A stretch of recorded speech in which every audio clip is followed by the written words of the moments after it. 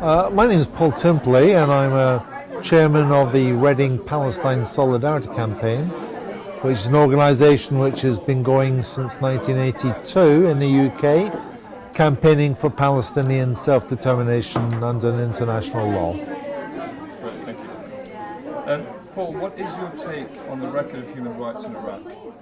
In terms of human rights in Iraq, I have to look at it in terms of the whole of so many human rights throughout the Middle East.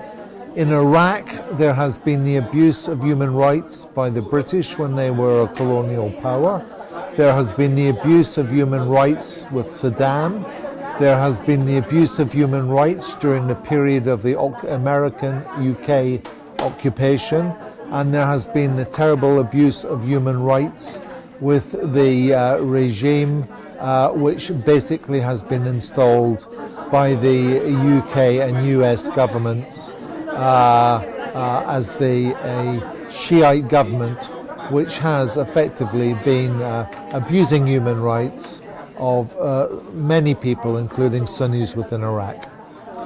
I think the terrible tragedy about women prisoners in Iraq, but women prisoners anywhere, is how the use of sexual violence is continually used as torture. And sexual violence, as we have seen, has been used by the Americans, it's been used by Saddam, and it's been used by the current regime.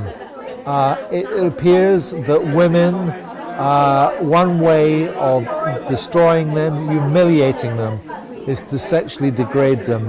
And in that way, women in Iraq are such an easy target for a society and a macho society that does need to address so many serious issues on its attitudes towards women. When I think, do I think the current Iraqi government are respecting human rights? The answer obviously has to be no. The record we know of the current Iraqi government has been absolutely atrocious. It is difficult to judge whether it is actually worse than the American occupation or worse than Saddam, but we do know that it's certainly been no better. There has been wide-scale detention, torture, abduction on a very large scale.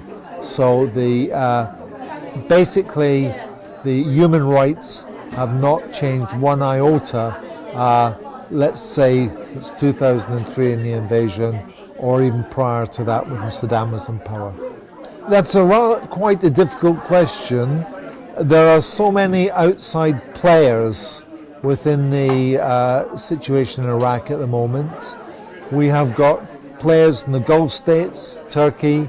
We've got Western players like the UK and the US. We have other covert operations taking place. I think basically we cannot trust our political elites. We have to constantly go back to people power, putting pressure on our political elites to try and ensure that human rights are respected.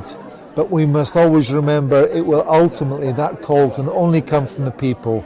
We can never trust our political elites who are complicit so often with those human rights abuses.